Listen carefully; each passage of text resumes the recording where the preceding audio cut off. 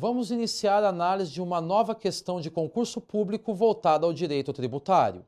E agora nós temos uma nova questão, e essa questão ela versa sobre um concurso de técnico tributário da Receita Estadual, da Secretaria da Fazenda do Rio Grande do Sul, do ano de 2018, a banca ACESP. O que a ACESP exigiu nesse concurso para técnico tributário da Receita Estadual?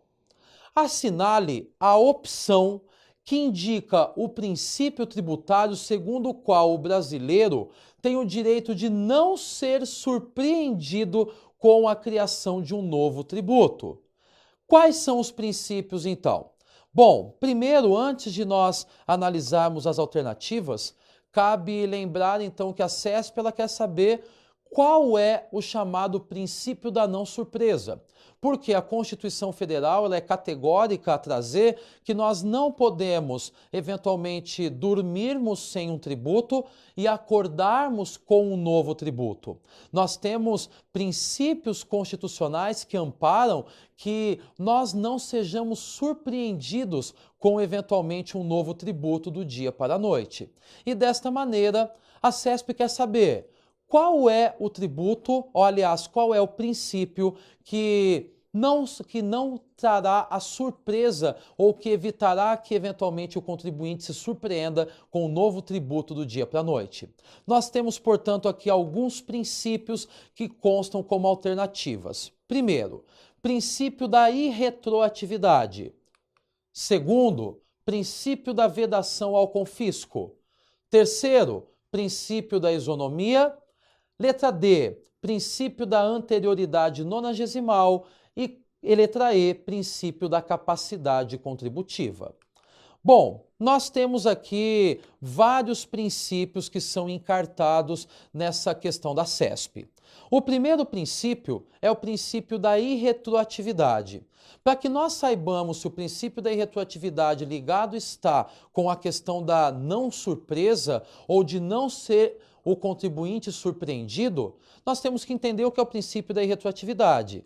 E a Constituição, no artigo 150, inciso 3, letra A, fala claramente que os entes tributantes não poderão cobrar tributos em relação a fatos geradores ocorridos antes do início da vigência da lei que os houver instituído ou aumentado. O que diz o princípio da irretroatividade? Que, eventualmente, o contribuinte ele não pode ter um tributo cobrado em relação a fatos geradores pretéritos. Portanto, se o tributo foi criado hoje, não se pode cobrar em relação a fatos geradores do passado. Esse princípio da irretroatividade do artigo 150, inciso 3, a linha A, não se coaduna com o princípio da não surpresa. Então, nós temos um segundo princípio, que seria, na letra B, fala-se sobre princípio de vedação de confisco, ou vedação ao confisco, que se encontra no artigo 150, inciso 4 da Constituição Federal, que fala que os entes federativos não poderão utilizar-se de tributo com efeito de confisco. Ou seja, a tributação não pode ser tal ao ponto de nós termos eventualmente a caracterização de tributo com efeito confiscatório. Novamente, não se coaduna com o que seria o princípio da não surpresa. A terceira alternativa dessa questão traz o princípio da isonomia. E o princípio da isonomia está lá encartado no artigo 150, inciso 2. E o artigo 150, inciso 2, diz que aos entes tributantes é vedado instituir tributo ou instituir tratamento desigual entre contribuintes que se encontrem em situação equivalente. Ou seja, também não se coaduna com o princípio da não surpresa. A alternativa D, ela traz o princípio da anterioridade nonagesimal, que está no artigo 150, inciso 3, a linha C.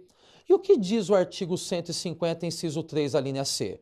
Que é vedado aos entes tributantes cobrar tributo antes de decorrido 90 dias da data em que haja sido publicada a lei que os instituiu ou aumentou, observada também o disposto na linha B do artigo 150, que é o princípio da anterioridade anual. Percebam que aqui nós encontramos um princípio que evita que o contribuinte seja surpreendido com a criação de um novo tributo. Por quê? Porque o princípio da anterioridade nonagesimal diz que nenhum tributo poderá ser cobrado antes de decorrido 90 dias da data em que tenha sido publicada a lei que instituiu ou majorou esse tributo. Portanto, eu não dormirei hoje e terei um novo tributo amanhã. Nós temos aqui o princípio da anterioridade nonagesimal, que diz sobre a necessidade da observância desse prazo de 90 dias, ainda explicitando o próprio artigo 150, inciso 3, a linha C, que deve ser interpretada a anterioridade nonagesimal conjuntamente com o princípio da anterioridade anual. Então, portanto, o princípio que evita a surpresa do contribuinte na criação de um tributo está encartado aqui na alternativa D, que é o princípio da anterioridade nonagesimal.